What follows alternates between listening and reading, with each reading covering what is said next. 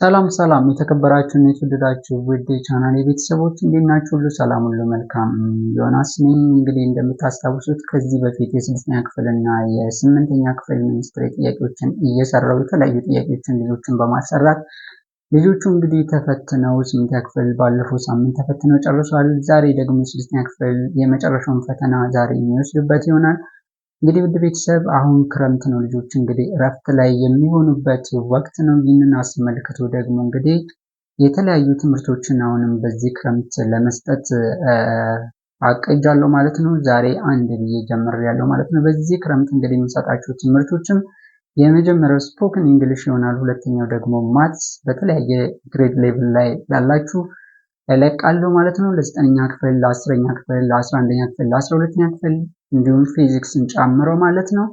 እንግዲህ ውድ ቤተሰብ ከናንተ የሚጠበቀው በተለይ ለልጆች ለሚጠቅማቸው ልጆች ሼር በማድረግ ለቻናሌ ደግሞ አዲስ የሆናችሁ ቻናሌን ገብታችሁ ሰብስክራይብ በማድረግ ቤተሰብ መሆን ብቻ ነው የሚጠበቅባችሁ ማለት ነው። እንግዲህ ሰብስክራይብ፣ ላይክ፣ ሼር ስታደርጉ ምንም የምትከፍሉት ነገር የለም። ከእናንተ የሚወሰደው ወይም ደግሞ የሚቀነሰው ነገር አንዳችም ነገር የለም። ውድ ቤተሰብ እንግዲህ ይህን በማድረግ ከጎን እንድትሆኑ እንድታበረታቱኝ እንድታሳድጉኝ እያሳሰብኩኝ ዛሬ ይዤላችሁ ወደ መጣሁት ፖይንት እመጣለሁ ማለት ነው። እዚህ ጋር ዋይት ቦርዱ ላይ እንደምትመለከቱት ስፖክን እንግሊሽ ይላል። ስለዚህ በዛሬ ቀን እንግዲህ ሁለት ወርዶችን ወይም ደግሞ ሁለት ተርሞችን እናያለን። የመጀመሪያው ተርም ፔሸንት የሚለው ነው። ሁለተኛው ተርም ደግሞ ፔሸንስ የሚለው ማለት ነው። እነዚህ ሁለቱ ወርዶች የመጀመሪያው አድጀክቲቭ ሲሆን ሁለተኛው ናውን ነው። እነዚህ ወርዶች ነው የምናየው ማለት ነው። ስለዚህ ትዕግስቴን አትፈታተነው ወይም ደግሞ ትዕግስቴን እየተፈታተንከው ነው ለማለት ስትፈልጉ የምትጠቀሙባቸውን ኤክስፕሬሽን ነው ይዤላችሁ የመጣሁት ማለት ነው። ስለዚህ ቪዲዮን ላይክ፣ ሼር በማድረግ እንድትጀምሩ አሳስባለሁ ማለት ነው። በቀጥታ ወደ ፖይንቱ እመጣለሁ ማለት ነው። ስለዚህ እዚህ ጋር እንደምትመለከቱት ይህ ፔሸንት የሚለው አድጀክቲቭ ነው ብያቸዋለሁ። ሁለት ትርጉም ነው ያለው። የመጀመሪያው ታካሚ ወይም ደግሞ ህመምተኛ የሚለውን ትርጉም ሲሰጠን፣ የሁለተኛው ደግሞ ትዕግስተኛ የሚለውን ትርጉም ይሰጠናል ማለት ነው። እዚህ ጋር ደግሞ ፔሸንስ ስትሉ ትዕግስት ነው። ስለዚህ ስም ነው ማለት ነው። ስለዚህ እነዚህ እንግዲህ ፔሸንት ታካሚ ወይም ደግሞ ህመምተኛ ብላችሁ ለመናገር እዚህ ጋር እያንዳንዱን ኤግዛምፕል ወስደን ማየት አንድ እንችልም። ነገር ግን በአንድ ብቻ ለማሳየት እሞክራለሁ ማለት ነው። ለምሳሌ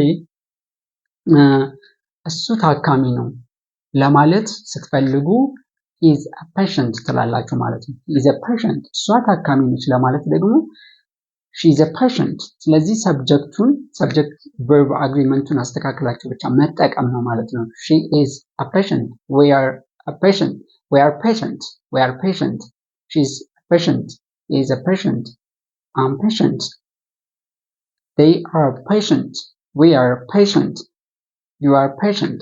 ስለዚህ እሱ ታካሚ ነው፣ እሷ ታካሚ ነች፣ እነሱ ታካሚ ናቸው የመሳሰሉትን እዚህ ጋር ሰብጀክት እየቀያየራችሁ ቨርቦቹንም ከየሰብጀክቱ እንደየሰብጀክት አይነት መጠቀም ትችላላችሁ ማለት ነው። ሁለተኛው ጋር ስንመጣ ደግሞ ትዕግስተኛ የሚለውን ትርጉም ይሰጠናል ማለት ነው። ሁለተኛ ትርጉም ትዕግስተኛ። ስለዚህ ለትዕግስት ስናወራ ደግሞ እነዚህ እዚህ ጋር ያሉትን እዚህ ጋር የሰጡን አይነት ኤግዛምፕል መጠቀም ትችላላችሁ ማለት ነው። የመጀመሪያው እንግዲህ ስለ ታካሚ ስታወሩ ይህን ቅድም እንዳልኩት ኤግዛምፕል መጠቀም ትችላላችሁ ማለት ነው።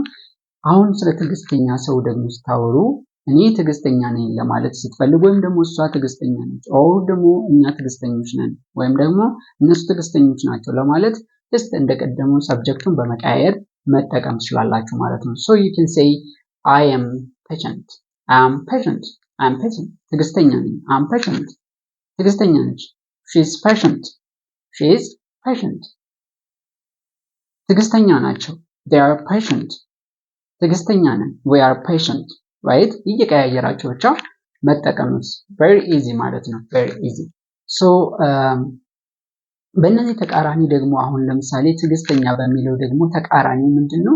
ትዕግስት የሌለውም ደግሞ ትዕግስት የጎደለው ሰው ደግሞ ለመግለጽ ፈልጉ ደግሞ ይሄ ፔሸንት ላይ ምን ይገባል ማለት ነው? ፕሪፊክስ ይገባል። አይኤም ይገባል ማለት ነው። አይኤም ሲገባ ኔጌቲቭ ይሆናል ማለት ነው። የዛኛው ኦፖዚት ይሆናል ማለት ነው። ሶ ኢምፔሸንት ስለዚህ ትዕግስት የሌለው ሰው አትሁን ለማለት just you can say or you can use this expression, don't be impatient ማለት ትችላላችሁ። ትዕግስት የሌለው ሰው አትሁን ማለት ስትፈልጉ ይህንን ኤክስፕሬሽን ትጠቀማላችሁ ማለት ነው። ስለዚህ impatient is the opposite of patient ማለት ነው። ትዕግስተኛ ያልሆነን ሰው ለመግለጽ የሁለተኛውን impatient የሚለውን መጠቀም እንችላለን ማለት ነው። እንግዲህ እዚህ ጋር ስትመለከቱ ደግሞ ትዕግስት የሚለው ናውን ነው ብያቸዋለሁ። we are just discussing about the difference between patient and patience, right? ስለዚህ patience is a noun ነው። ስለዚህ ስለ ትዕግስት ደግሞ በምታወሩበት ጊዜ ቅድም ስለ ትዕግስተኛ ስለመሆን ነው ስናወራ የነበረው። አሁን ደግሞ ስለ ትዕግስት ይኑር ለማለት ስትፈልጉ ስለ ትዕግስት በምታወሩበት ጊዜ ምን ማለት ትችላላችሁ?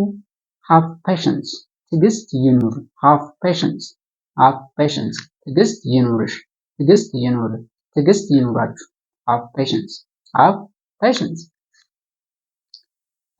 ቀጥሎ ደግሞ ትዕግስቴን አትፈታተኑ ብላችሁ ለመናገር ስትፈልጉ ደግሞ just you can use this expression, don't try my patience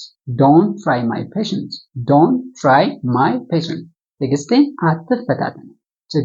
አትፈታተኑ ለማለት ስትፈልጉ just you can say don't try my patience ማለት ትችላላችሁ ማለት ነው።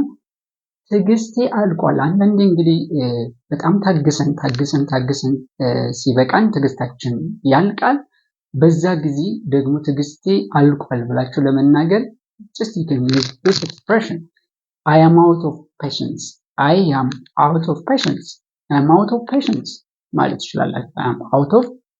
ማለት ትችላላችሁ ማለት ነው። ሌላኛው ደግሞ ለምንድን ነው የምታኮርፈው ለማለት ስትፈልጉ ለምንድን ነው የምታኮርፈው ለማለት ስትፈልጉ ወይም ደግሞ ለምን ታኮርፈኛለህ ለማለት ስትፈልጉ ትንሽ ይለያያል። ግን why are you frowning ማለት ለምንድን ነው የምታኮርፈው ነው። why are you frowning on me ማለት ለምን ታኮርፈኛለህ ነው። why are you frowning on me ለምን ታኮርፈኛለህ? why are you frowning ለምንድን ነው የምታኮርፈው? why are you frowning on me ማለት ደግሞ ለምን ታኮርፈኛለህ ማለት ነው። ሶ ይህንን ኤክስፕሬሽን በመጠቀም ደግሞ ስለ ኩርፊያ መናገር ትችላላችሁ ማለት ነው። somebody ቢያኮርፋችሁ እንደዚህ ብላችሁ መጠየቅ ትችላላችሁ። why are you frowning on me ማለት ትችላላችሁ። ሌላኛው ደግሞ እንግዲህ አንዳንዴ ጥንካሬያችን ጥሎን ይሸሻል። በዛ ጊዜ ደግሞ አንዳንዴ በማይሆን ሙድ ውስጥ በምንኖርበት ጊዜ ሌላ ሰው ሲያጽናናን ደግሞ ማለት ይችላል ጠንከር በል ለማለት ምን ማለት ይቻላል? stay strong ጠንከር በል ጠንከር በል stay strong or be strong ማለትም ይቻላል። it's possible to say be strong, stay strong ሴም ናቸው ማለት ነው። ሌላ ደግሞ ያልፋል ብላችሁ ለማለት ደግሞ ስትፈልጉ it will pass ያልፋል it will pass ማለት ትችላላችሁ ማለት ነው። it will pass ማለት ትችላላችሁ። ስለዚህ ውድ ቤተሰብ እንግዲህ ዛሬ just we try to see about the difference between patient and patience እና patient የሚሉትን ነገሮች አይተናል። እዚህ ጋር patient የሚለው ሁለት ትርጉም አለው። ታካሚ the same pronunciation but different meaning ነው ያለው እዚህ ጋር ማለት ነው። patient right ታካሚ ወይም ደግሞ ህመምተኛ ብለናል። ሁለተኛው ደግሞ ትዕግስተኛ ብለናል። በሱም ኤግዛምፕል ሰጥቻችኋለሁ። እዚህ ጋር የቀያየራችሁ ብቻ መጠቀም ነው። እንግዲህ ውድ ቤተሰብ የዛሬ ቪዲዮ ይህን ይመስላል። እንግዲህ ቪዲዮውን እንደወደዳችሁት ተስፋ አደርጋለሁ። ቅድም መግቢያ ላይ እንደተናገርኩኝ እንግዲህ ለቻናሌ አዲስ የሆናችሁ ቤተሰቦች እንግዲህ እየገባችሁ ቻናሌን ሰብስክራይብ በማድረግ ቤተሰብ እንድትሆኑ እንድታገዙን እንድታበረታቱን እጠይቃለሁ። ምንም የሚከፈል ነገር የለውም፣ ከእናንተ የሚቀነስ ነገር የለም። ምንም ነገር እኔን ወንድማችሁን ከማበረታታት በስተቀር ማለት ነው። ስለዚህ ቅድም እንደተናገርኩኝ በዚህ ክረምት እንግዲህ የተለያዩ ትምህርቶችን እሰራለሁ። በተለይ ማትስ ቅድም ለመናገር እንደሞከርኩኝ የ9ኛ ክፍል፣ የ10ኛ ክፍል፣ የ11፣ የ12 በእያንዳንዱ ግሬድ ሌቭል በመጠኑ እየሰራው ለቃለሁ ማለት ነው። ስለዚህ ቤተሰብ ከሆናችሁ ተጠቃሚ ነው የምትሆኑት እንጂ ተጎጂ አትሆኑም። ፎሎ አድርጉኝ። ስላዳመጣችሁ ስለተከታተላችሁ እጅግ አድርጌ አመሰግናለሁ። ውድ ቤተሰብ በያላችሁበት ቦታ ሰላማችሁ ብዝት ይበልልኝ። ቆዩልኝ።